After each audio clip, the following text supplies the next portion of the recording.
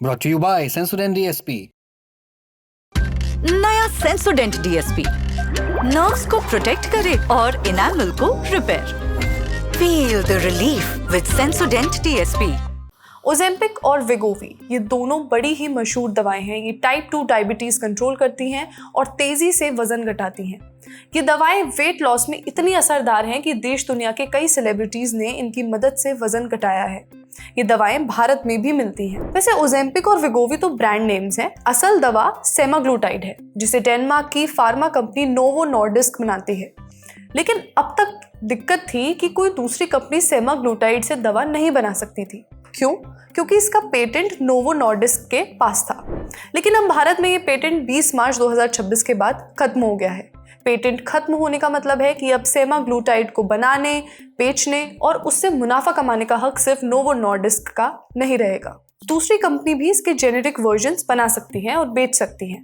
Patent खत्म होने का सबसे बड़ा असर कीमतों पर पड़ेगा। अभी ओजेम्पिक की कीमत हर महीने करीब 8 से 11 हजार रुपए है, जबकि वेगोवी का खर्च लगभग 16 हजार रुपए है। महंगे होने की वजह से ये दवाएं आम लोगों की पहुंच से बाहर हैं, लेकिन अब पेटेंट खत्म होने के बाद कई कंपनियां इसके जेनेरिक वर्जन मार्केट में ला सकेंगी। माना जा रहा है कि ये दवाएं 30 से 70% तक सस्ती हो सकती हैं। शुरुआत में इनकी कीमत हर महीने 3 से 5 हजार रुपए हो सकती है, लेकिन जैसे जैसे कंपटीशन बढ़ेगा दवाएं और सस्ती होंगी। हालांकि जेनेरिक दवा बनाकर बेचना इतना आसान नहीं होता।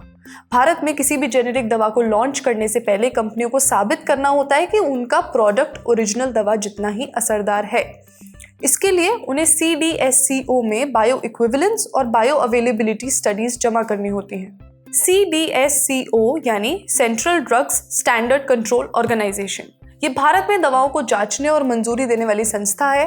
द प्रिंट में छपी एक रिपोर्ट के मुताबिक 2025 से लेकर 2026 की शुरुआत के बीच CDSCO की एंडोक्रिनोलॉजी एक्सपर्ट कमेटी ने सेमाग्लूटाइड बनाने और बेचने की इच्छा रखने वाली कई भारतीय कंपनियों के एप्लीकेशन का रिव्यू किया।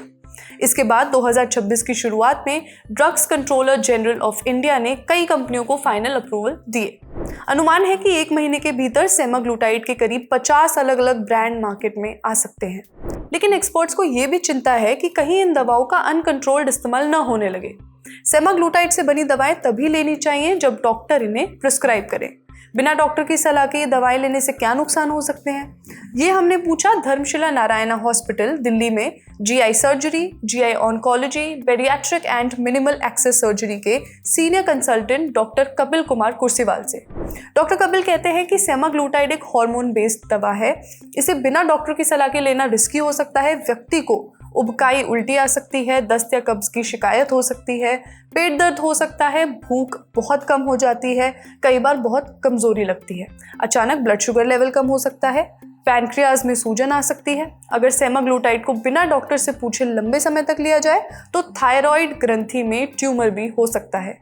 इसीलिए भले ही दवा सस्ती हो जाए, आसानी से मिलने लगे, फिर भी बिना डॉक्टर से पूछे इसे न लें। वैसे सेमाग्लूटाइड वाली दवाओं की कीमत कम होने का सबसे ज्यादा फायदा टाइप 2 डायबिटीज के मरीजों को होगा, जिन्हें ब्लड शुगर कंट्रोल करने के लिए लंबे समय तक दवा लेनी पड़ती है। जिन मरीजों का वजन बहुत ज्यादा है उन्हें भी दवा सस्ती होने का काफी फायदा मिलेगा।